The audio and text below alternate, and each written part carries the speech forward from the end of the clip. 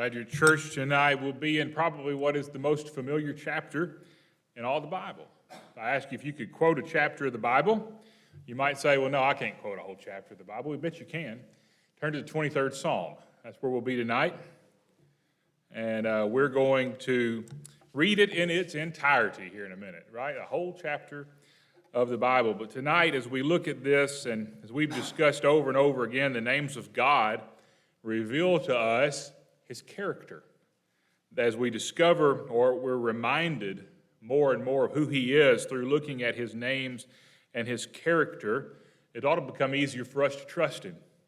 It ought to become easier for us to serve Him, and it ought to become easier for us to follow Him. But tonight, we're going to look at a name of God who, I'd say, some scholars, I have about 4 books that I look at primarily as I'm studying for these sermons, then add several commentaries onto that, but 4 books that are specifically about the names of God. 2 of them don't include this name. One of them references that some scholars say this isn't really a name of God. But guess what? We're going to study it because I believe it is. The names of God reveal to us His character, and this name certainly reveals a lot to us about the character of God. But in this, we see so much of the other names of God and the characters revealed there. For instance, in the text, we see the character of Jehovah Jireh, who is the Lord who provides. We've already studied that one. We see the character of Jehovah Shalom, the Lord is peace. We've already studied that one. We see the character of some of the names we'll study in the weeks to come, like Jehovah Raphi, the Lord's our healer. We see Jehovah Sidkenu, the Lord our righteousness. In this is also the character of Jehovah Nisi, the Lord our banner, and Jehovah Shammah, the Lord who's always there. And then one of my favorite, just because it's fun to say, although it's not fun to read, is Jehovah Makadishkim. See, I said I can say it. Jehovah Makadishkim. I even wrote it out phonetically so that I could tell you. We're going to have to put it on the screen the night that we say it because it just looks like a bunch of jumbled up letters, okay? We're going to get to that, but Jehovah Makadishkim is the Lord who sanctifies you. Within the 23rd Psalm, we see all of these character traits, but in this text, David reveals that if we want any of these things, if we want the benefits of Jehovah Jireh or Jehovah Shalom or any of these other names that we've talked about or will talk about, we first have to recognize God as Jehovah Rohi. Jehovah Rohi, that's the Lord our shepherd. That's what we're looking at in the 23rd Psalm. Read it with me if you need to look at it there in the 23rd Psalm, beginning in verse 1. The Lord is my shepherd, I shall not want. He makes me to lie down in green pastures. He leads me beside the still waters. He restores my soul. He leads me in the paths of righteousness for His name's sake. Yea, though I walk through the valley of the shadow of death, I will fear no evil, for You are with me.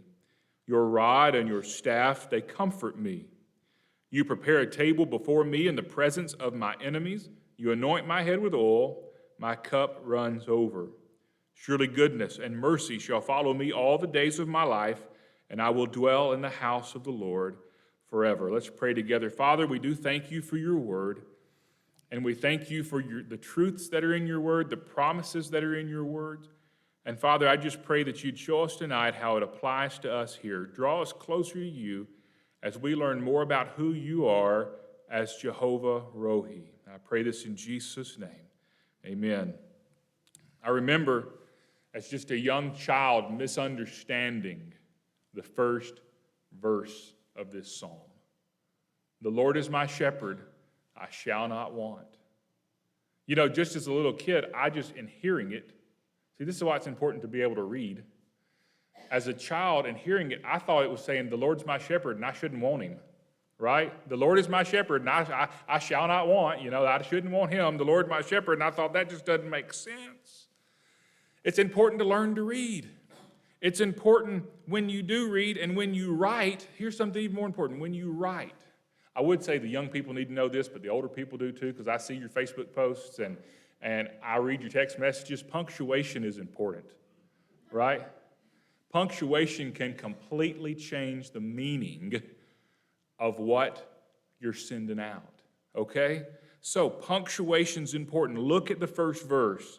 The Lord is my shepherd, semicolon. I shall not want. In the New King James Version, and maybe the rest of them, but I know here in the New King James Version, because I'm looking at it, we have a semicolon here between these two phrases. That semicolon means we have two independent clauses. Just to get technical on you, it means we've got two different clauses that could be independent sentences. The Lord is my shepherd. That's a complete sentence. I shall not want. That's a complete sentence. But because the semicolon's there, we know they're related. And we know the second is dependent upon the first.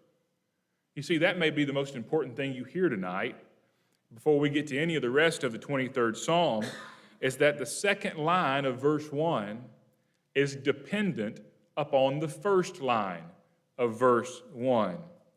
You could say it like this: the Lord is my shepherd, therefore I shall not want. Or you could say it like this: because the Lord is my shepherd, I shall not want. Several other translations put it different ways, like the Holman Christian Standard Bible. If you have one of those, it says, the Lord is my shepherd, there is nothing I lack. I like that, don't you? The New International Version says, the Lord is my shepherd, I lack nothing. But probably my favorite translation of verse 1, Psalm 23, verse 1, comes from the New Living Translation. And it says this: the Lord is my shepherd, I have all that I need. The Lord is my shepherd, I have all that I need. In other words, I have all that I need only because the Lord is my shepherd. When we recognize God as Jehovah Rohi, we get all the rest of his character traits as a bonus. So let's look at the text, the rest of it, and I just want to say this. I know that as we go through the 23rd Psalm, I might miss a lot. My goal tonight is not to give a comprehensive lesson on the 23rd Psalm. Tim did that in Sunday school a while back, I think maybe while we were on video doing Sunday school. I'm sure Brother Eric's done it before. I did it with the youth upstairs a few years ago. I think I spent 6 weeks on the 23rd Psalm, 1 week per verse. You could do even more. You could probably make it a 12-week study, and we don't have 12 weeks tonight. I don't think. We just got a little bit of time. So my goal is not to provide a comprehensive study of the 23rd Psalm. It's to show you Jehovah Rohi in the 23rd Psalm. So let's look at what David tells us about Jehovah Rohi as we look here. We've already looked at the first verse, but let's look at it again. He says, the Lord is my shepherd. Jehovah Rohi is personal to the individual.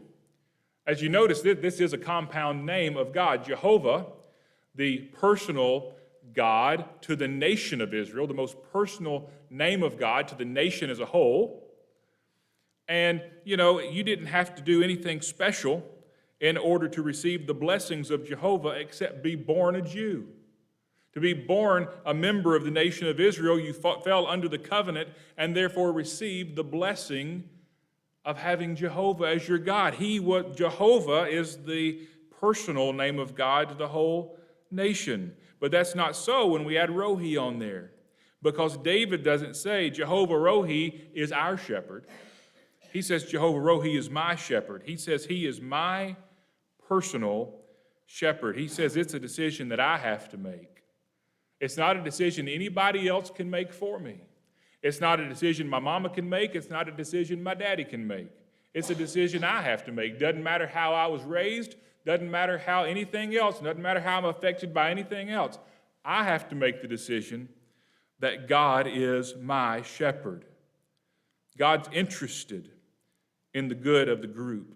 He's interested in the good of the whole. He's interested in the good of Israel. He's interested in the good of the church. But he's interested in your individual good. And he's interested in my individual good. John quotes Jesus talking about the shepherd. And Jesus talks about the shepherd leaving the 99 to find the one, right?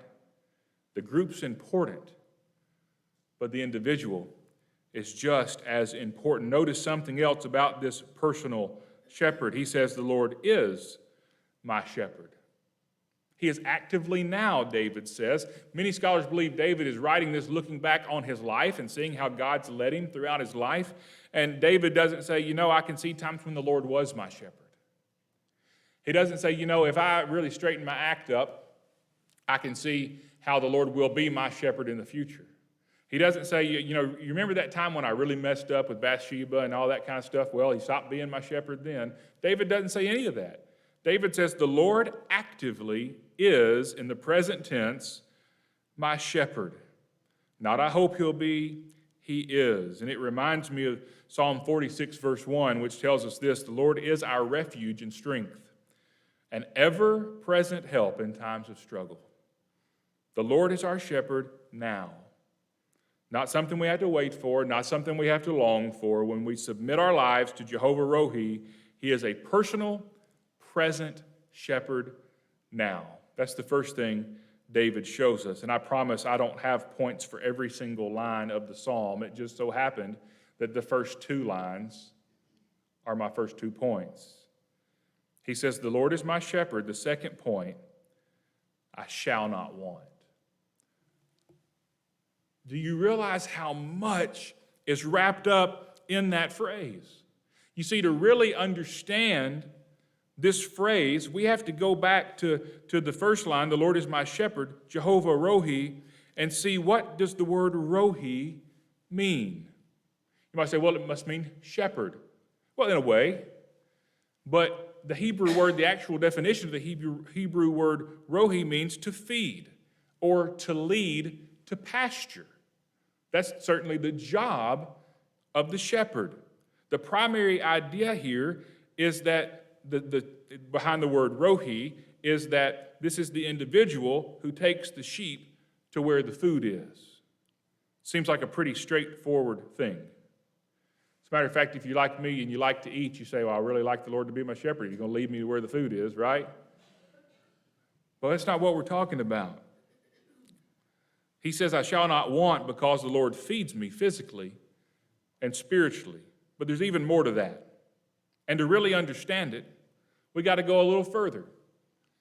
And so I kept trying to find a way to say all this to sound really spiritual, to sound really, like, oh, that guy, you can tell he went to seminary. He really knows something. And well, I couldn't think of a good way to say it, so I looked up in one of my books. It was written by Dr. Tony Evans, and I just love how Dr. Evans puts things the way you can understand it. And so I just want you to know I'm reading this from a guy with a doctorate degree. He's smart. He's a lot smarter than me. Here's what he has to say about sheep. Because we're talking about a shepherd, so we're talking about sheep. He says the first thing you need to know about sheep is that they're the dumbest animals of all created animals. The first thing you need to know about sheep is that they're the dumbest of all created animals. I couldn't find a holier way to say that. So I just quoted him. Now you realize why God refers to us as sheep, right? When you think about our lives and what we do, you realize why he refers to us as sheep. Can you imagine what he thinks about when he looks down and he sees us and he sees what we're doing? In Isaiah chapter 53, verse 6, the prophet, in a very familiar verse that you know, he demonstrates the nature of sheep when he says, all we like sheep have gone astray. We've turned everyone to his own way, and the Lord has laid on him, talking about the coming Messiah, the iniquity of us all. Isaiah compares us to that less than intelligent animal. All we like sheep have gone astray. We need a shepherd because we all want to go our own direction. We all want to do our own thing. And so look what the shepherd does. Remember, we need a shepherd so that we can say, I shall not want. Look how the shepherd meets these needs. In verse 2, he makes me lie down in green pastures. He leads me beside the still waters. Verse 3, he restores my soul. I learned through my studies, because I don't know that much about sheep, but I did learn that they only lay down when they're full. If the sheep are hungry, they're up and moving about, kind of like me, right? You're up moving about to the kitchen cabinet to see what you can find, or to the refrigerator. The sheep are up moving around looking for something to eat.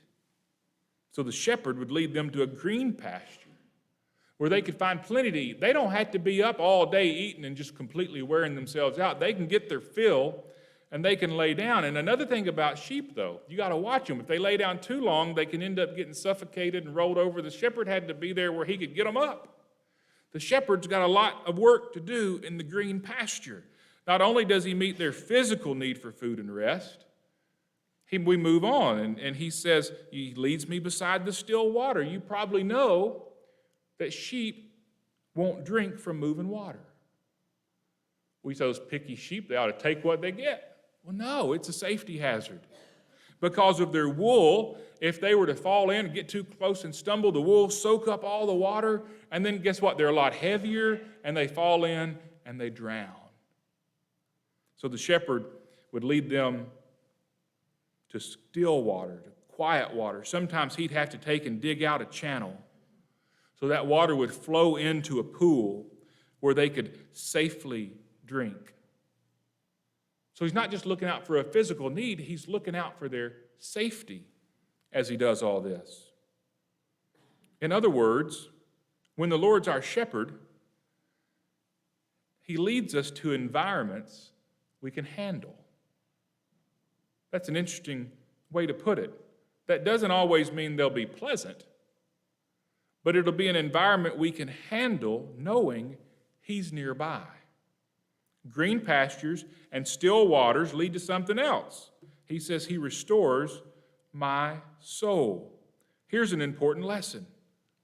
The green pastures and the still waters are not the destination. See, it may be it's a temporary stopping off place. Because the green pasture, they're going to graze it over, or it's going to dry up. The waters, they're going to have to find some more water. They're going to have to keep moving. The green pasture and the still water is just to stop along the way. He leads the sheep from place to place for a particular reason. And as a result, or he does it in order so that the souls can be restored. As we look at this as an analogy for us, and we continue on our journey with him. So we summarize all that to say that David knew God as Jehovah Rohi, and that he would meet all the needs of his life, all the necessities of his life. Would he meet all his wants? No. But oftentimes the sheep would want something, the shepherd would say, you got to come back over here. He'd meet all his necessities of life. The next thing we want to look at is how he leads, and he sends folks to follow behind. He says there in verse 3, the second part of verse 3, he leads me in the paths of righteousness for his name's sake. I have heard verse 3b, the second part of verse 3, taught as an independent lesson, and that's okay. I've probably done that myself, taught it as an independent lesson. I've heard verses 4, 5, and 6 taught as 3 independent lessons. I've already told you, I've taught verses 4, 5, and 6 as independent lessons. But from verse 3b to the end of the psalm, this all goes together. He leads me in the paths of righteousness for his name's sake. Where are we going as he leads us? See, it's okay to break them up into individual lessons. There's a lot to learn in each verse. But when we look at the big picture, we see something that we might miss if we look at them individually. It says, he leads me in paths of righteousness. Where's the first place David remembers him taking him? Right through the valley of the shadow of death. That's what he says. He leads me in paths of righteousness for his name's sake. Yea, though I walk through the valley of the shadow of death, I will fear no evil, for you're with me. What is David doing as he walks through the valley of the shadow of death? He's following the shepherd. He's following the shepherd. We think about the disciples on the boat and the storm comes up, and of course Jesus walks out to them on the water. What were they doing when the storm came up? They were doing exactly what God told them to do. Sometimes we come upon storms in our lives. We walk through valleys in our lives when we're in the will of God, when we're following what God wants us to do. We often hear this verse at funerals. Heard it at a funeral just the other day. And that preacher said something that I knew, but I'd never quite thought of it in this wording. He said, this is not a verse for the dead. This is a verse for the living. This is a verse for the living. Yea, though I walk through the valley of the shadow of death, I'm not sitting in the valley of the shadow of death wallowing in my misery. I'm walking through it, following the leading of the shepherd. Remember how we got there. The path of righteousness. So I did a little homework on what does this word path mean? It's a well-worn trail. What does that mean? Somebody's been there before. Somebody's been through there before. See, if it's a path that goes through there, it means the other person didn't stop. They didn't get bogged down. Somebody else made it through the same situation before, with the shepherd leading them, and he'll lead us too. And that ought to encourage us when we go through valley experiences, that we can look and say, look, I'm following the path. Somebody else has been here before, and I know he'll lead me out too. The only way to get to the next mountaintop was through the valley. And David understood from his own life experience that valley experiences happen, even when we're following the shepherd. We move on to verse 5. He says there in verse 5, you prepare a table before me in the presence of my enemies. You anoint my head with oil, my cup runs over. As we follow the shepherd, he prepares a table before us in the presence of our enemies. Heard several different interpretations of this. One that I was reading says, what is this all about? Said, well, he would prepare, he'd bring them to the table, the field. The enemy's lurking in the wood line. The sheep are out here grazing in the presence of their enemies. The wolves, everybody else is prowling in the wood line. But they can eat there with the enemy watching, because the shepherd's standing there with his rod, ready to beat down the enemy if he has to. God isn't scared of the enemy. God's already beat the enemy. As one commentator put it, in the presence of Jehovah Rohi, we're safe from our enemies. And we need to remember that. Not only does he feed us in the presence of our enemies, but he anoints our head with oil. We've already established the fact that sheep were not that smart. They were not that intelligent. And so oftentimes the sheep would go into a thicket looking for berries, and they'd get stuck or they'd get scratched up, and they'd have these places that could get infected if not treated. And so the shepherd would have to check every sheep every day, and he would anoint those places with oil so that they would not get infected and the sheep would not get sick. He had to inspect them. When we trust God as Jehovah Rohi, we follow him in those paths of righteousness, and he gets us through the dark times of life. He meets our needs even when the enemy's lurking by. And those sheep don't even know they got hurt. Tells us the shepherd meets needs we don't even know we had, if we follow him through the paths of righteousness. And one last thing. David noticed something else happen when he trusted God as Jehovah Rohi. He says, surely goodness and mercy shall follow me all the days of my life, and I'll dwell in the house of the Lord forever. Tony Evans says God's got two sheepdogs. They're named goodness and mercy. And the shepherd's leading out there, because you can't herd sheep. Apparently, you have to lead sheep. And the shepherd is out in front, going down that path of righteousness. And the sheep are following the shepherd as he goes. And then you got the sheepdog back here. They got jobs. They're keeping the sheep in line. They're also the rear guard, so to speak, from the enemies that may lurk up. But knowing these two sheepdogs are back there ought to keep the sheep, like I said, in line. Who are they? They're goodness. What does the Bible teach us about the goodness of God? It teaches us a lot. But it teaches us in Romans chapter 8, verse 28, that God causes all things to work together for good of those who love God, to those who are the called according to his purpose. To love God, according to Jesus, means to obey God. So when we obey God, when we obey the shepherd, when we submit to him and allow him to shepherd our life, goodness follows. You may be going through the valley of the shadow, but goodness is right back here coming up. The other one's mercy. So I said, well, let's make sure we understand what mercy is. This is God's special goodness towards sinners. It's what we don't deserve. It's his forgiveness. It's his mercy that keeps us from getting what we deserve. The result of all of this, we follow the shepherd.